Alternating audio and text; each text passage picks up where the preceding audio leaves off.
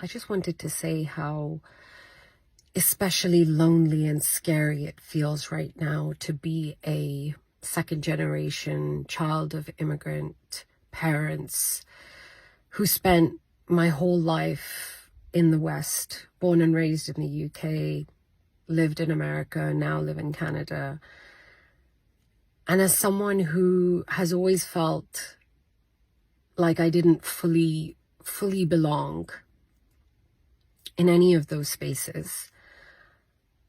But then I remember going back to my parents' homeland and feeling like I didn't belong there either, you know. And for those of us who have spent our entire lives just hovering in this liminal space of identity, of existence, where we don't belong to any one country or space, I just want to say that it's especially scary.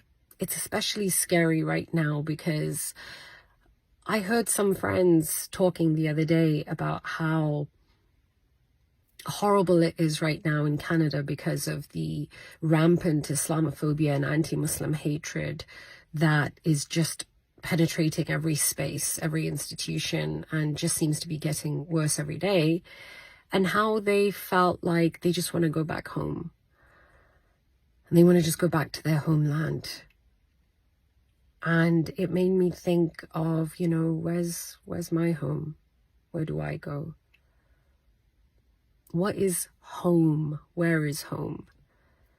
For those of us who are now feeling like these countries don't see us, don't care about us, are completely fine vilifying us, dehumanizing us to an extent that our people are getting stabbed and killed here in our own backyards, all because of the dehumanization and vilification that's happening on the media and in political discourse. The way that makes us feel is that we feel excluded, we feel marginalized, we feel unwelcome, we feel like we don't belong here, we feel like when push comes to shove, we'll be kicked out. And by the way, in case you're wondering if there's any merit to what I'm saying, if this is all just pie in the sky talk or emotion talk, I'm going to remind you of the Shamima Begum case in the UK. And I remember at the time I alerted people to this, you know, the problem and the extent at which we should be troubled and worried about the UK's response to Shamima Begum, where her citizenship was revoked. You know, it wasn't really about the terrorism. It wasn't about the fact, even if we set aside the fact that she was 15 years old when she left the UK. So, you know, anything that happened when she was 15, she shouldn't really be convicted for, or her citizenship shouldn't have been revoked for that. Her going and marrying someone from ISIS as a 15-year-old can be seen exactly the same as someone who gets involved in a sex trafficking ring. It's exactly the same as a 15-year-old who gets groomed and bought into that lifestyle. We would never blame that 15-year-old, would we? We would never convict that 15-year-old because she's a child. Yet we did that with Shamima Begum. But what I'm pointing to here is the fact that her citizenship was revoked.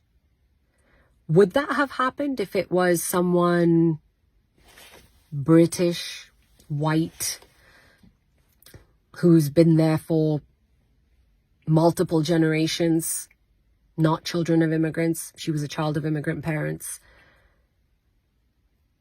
Would somebody else's citizenship be able to be revoked that way? And if her citizenship could get revoked, then what does that say about our citizenship? These rallies that we're attending, they're being called Hamas rallies. They're being called hate rallies.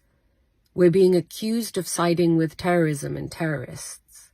If Shamima Begum's citizenship could be revoked because she went and married an ISIS soldier, what's to say that some of us might not face some sort of scrutiny like that, or our citizenship can't be revoked if we are accused and found guilty of being a terrorist sympathizer.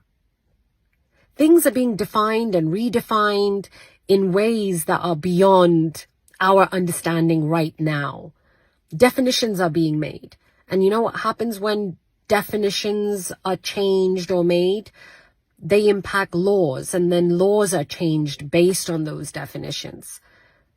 So we might not all understand how dangerous some of this rhetoric is right now. But 5 years from now, a year from now, 3 months from now, we could be seeing people who were born and raised in these countries having their citizenship revoked. So it's a particularly scary and lonely time right now. Where's home? What's our home? Where do we go to?